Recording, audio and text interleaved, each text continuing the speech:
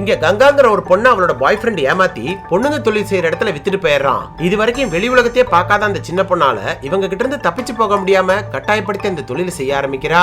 ஆக்சுவலா இங்க இருக்கிற யாருமே அந்த தொழிலுக்கு விருப்பப்பட்டு வந்திருக்க மாட்டாங்க. எல்லாரையுமே யாராவது ஒருத்தர் ஏமாத்தி தான் இங்க கொண்டு வந்து விட்டுருப்பாங்க. அப்படி அதே மீறி தப்பிச்சு வெளியில போனாலும் சமுதாயம் அவங்களை நிம்மதியா வாழ விடாது. சோ இதையே அவங்க தலையெழுத்தா நினைச்சு வாழ்ந்துட்டு இருக்காங்க.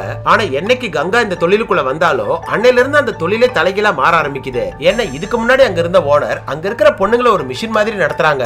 ஆனா கங்கா தான் அவங்க மனசை புரிஞ்சுக்கிட்ட ஒரு நல்ல ஃப்ரெண்டா நடந்துக்கிறா. சோ இவளுக்குன்னு ஒரு கூட்டம் உருவாயிடுது. இப்ப அவங்க எல்லாரையும் ஒரு நாள் லீவு போட்டு படத்துக்கு கூட்டிட்டு போறா. இத பார்த்த ஓனரால தடுக்க முடியாம கோவமா பாத்துட்டு இருக்காங்க. சோ இப்படியே போச்சுன்னா அவளே இந்த இடத்துக்கு ஓனர் ஆயிடுவாளுன்னு பயம் வந்துருது. ஒரு நாள் ஒரு மோசமானவன் வந்து கங்கா தான் வேணும்னு கேக்குறான். சோ அவன் மோசமானவன் தெரிஞ்சு அவனை அவ ரூமுக்கு அனுப்பி வச்சிடறாங்க.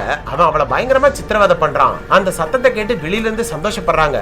ஒரு கட்டத்துக்கு மேல சத்தம் அதிகமா கேட்கவும் எல்லாரும் ஓடி வந்துடுறாங்க. உடனே அவளை காப்பாத்துற மாதிரியே நடிச்சு அவ ஆசைப்பட்ட மாதிரியே கங்காவை பழி வாங்கிடுறா.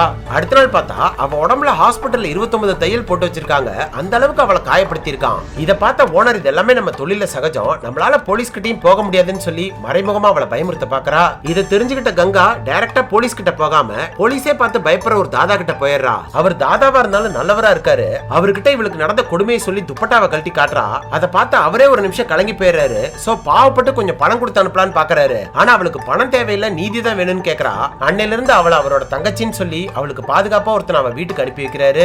எப்ப அவன் திரும்பி வந்தாலும் அவனை இன்ஃபார்ம் பண்ண சொல்றாரு. அடுத்த கொஞ்ச நாளே மறுபடியும் அவன் கங்காவை தேடி வரான். இவளும் தாதா வர வரைக்கும் அவன் கூட பேச்சு கொடுத்துட்டு இருக்கா. கரெக்டா அவன் மேல கைய வைக்கவும் தாதா அந்த இடத்துக்கு வந்துடுறாரு. வந்து அவனை நடுரோட்ல நிக்க வச்சு எல்லாரும் முன்னாடியுமே பொழந்து எடுத்துறாரு. அன்னையில இருந்து கங்கா கங்குபாயா மாறி அந்த ஏரியாலேயே யாராலையும் எதுவும் செய்ய முடியாத ஒரு ஆளா மாறிடுறா. இவ இதுக்கு முன்னாடி இருந்த ஓனர் மாதிரி இல்லாம யார விருப்பம் இல்லாம கூட்டிட்டு வந்திருந்தாலும் அவங்கள திருப்பி வீட்டுக்கு அனுப்பி வச்சிடறா.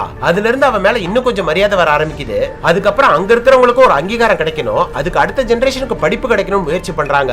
அப்படியாவது அங்க இருக்கிறவங்களோட தலையெழுத்தை மாத்த முடியுமான்னு போராடுறாங்க. கிளைமேக்ஸ்ல அவங்க நினைச்ச மாதிரியே அவங்களுக்குன்னு சரியான அங்கீகாரத்தையும் வாங்கி கொடுத்துறாங்க.